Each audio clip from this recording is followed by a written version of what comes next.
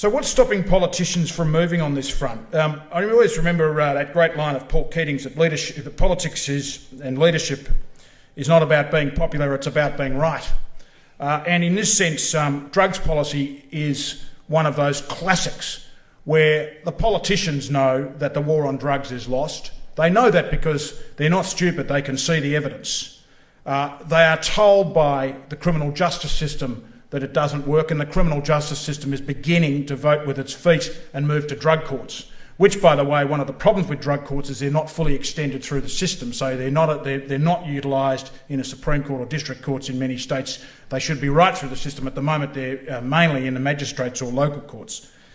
Politicians know this, and yet have we ever seen a politician in this country stand up and say, the war on drugs is lost, we have to move to a harm minimisation approach, we have to head down the path, the very successful path of Portugal, which headed down this path in 2001, and where, by the way, no one seriously suggests in Portugal on any side of the political fence that they should move back to a criminalisation approach. One of the problems is this, it's the media. And in particular, it's the corrosive impact of the tabloid media in this country, namely the Daily Telegraph and namely the Herald Sun.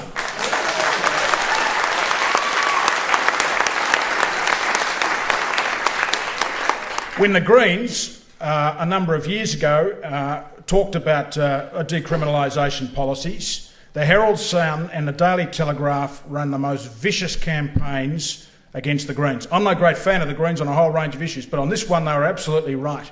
And they were demonised by certain journalists at News Limited. It was an appalling display of fear-mongering. It did the community no good at all in terms of advancing the debate. And don't worry, it'll happen again. We are talking about newspapers which peddle lines on law and order which simply are based on fear, which have no basis in fact, and in relation to drugs or child sex offenders, any other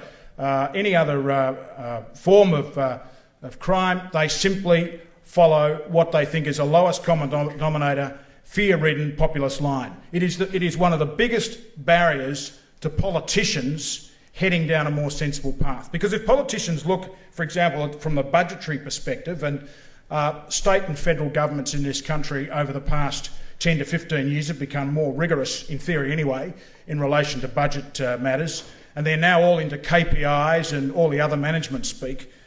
Whenever the Attorney-General and the Minister for Corrections and the Minister for Health come before the Expenditure Review Committee of any state or federal government of any persuasion, they must surely look at these numbers on drug offenders and say, well, we're not really getting bang for our buck, are we?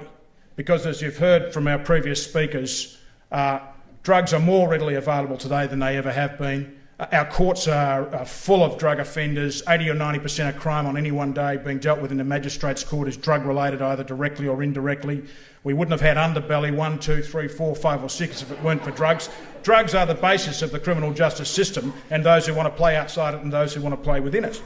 But quite seriously, we are not getting bang for our buck. So even if you want to take away the social and human rights perspectives, just looking at sheer numbers and looking at how we spend our taxpayers' dollars, this is one of the most wasteful areas of budgetary spending.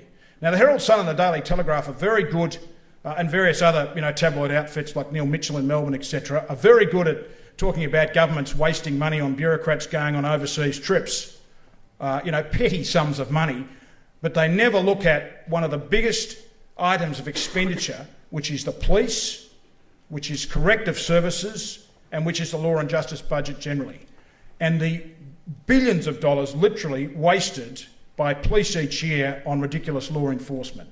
I see the consequences, I see the absurdity of, police in their heavy-handed way, generally, going into someone's house, arresting a backyard operation where they're dealing in amphetamines and selling to friends. They all end up before the courts. They're all done for trafficking or for manufacturing. They nearly always go to jail, and if they don't go to jail, they get a suspended sentence. A much better approach would be to deal with harm minimisation, to deal with a group of people who've got to a particular position that they've got to, generally in the criminal justice system because of various forms of deprivation, and deal with those people in a way which addresses the root cause of the offending.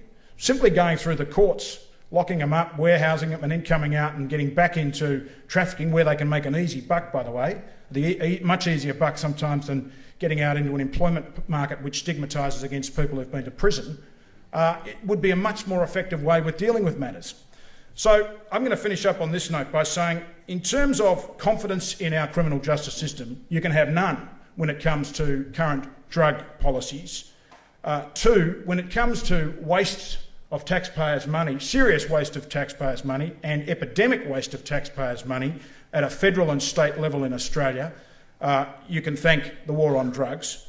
And thirdly, to make this point, that it is inevitable that we will move in this country towards harm minimisation. That's where, as Alex said, the trend is going globally. Australia are always, unfortunately, a bit behind some of the trends, but at some point we'll stop listening to the Americans, and we'll actually understand. We'll actually understand that when it comes to drugs, harm minimisation, the Portuguese route, things that are happening now in Argentina, in Brazil, parts of the world where you wouldn't expect them to be happening, will be the way forward for Australia. Thank you.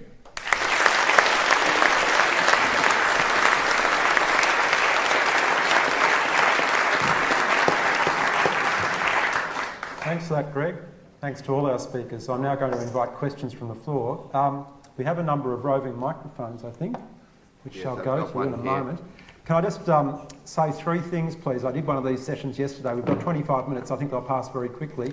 Would you mind saying at first to whom your question is directed, if it's directed to one person? And please try and keep your questions short, and I'll just limit it to one question per person. Thanks. Hi. Oh, is this on? Hi. My name is Ina. I just wanted to share something briefly and get the panel's thoughts on it. I was actually teetotal from right up until I hit my late 20s for no other reason than it was a personal choice. So I didn't happen to drink and I didn't happen to do any drugs, hadn't even smoked a spliff. What really gets me about this whole debate is the hypocrisy that goes on around it, because when I did hit my late 20s, I suddenly found myself working in the media at parties where the best drugs and the cleanest drugs that were offered to me were by people who happened to be police officers, or who happened to be lawyers, or pharmacists or doctors. Why? Because they could get their hands on the better stuff than the average person on the street. So the whole layers of hypocrisy in it are something that really bother me. And also, just to get your ideas on that as well, the idea that we seem in society really scared of talking about this idea, as if somehow our children are going to be corrupted by it and they're not going to be able to make their own choices around this issue. And yet we allow people to smoke, and people to drink, and people to eat McDonald's. You know, we have so much shit in the food and the water that we consume every single day that this is such a diversion of a pointless diversion of energy to just keep focusing on drugs bad, drugs bad, drugs bad. What about personal choice? Because we're putting all sorts of poisons into our body every day and don't even realise. So really, nobody's really addressed the issue of hypocrisy particularly, and I wondered if the panel had any ideas or thoughts around that as well. Okay, would you like to nominate one of the speakers to answer that? Oh, whoever feels. Okay. Oh, you want me to answer? Peter Farris, who's a controversial Melbourne lawyer and with whom I disagree on most things, but he's a good mate of mine, once said that the bar in Melbourne was riddled with barristers taking cocaine, and he got absolutely pilloried by people. How dare he say it? But the defensiveness, I think, proved your point.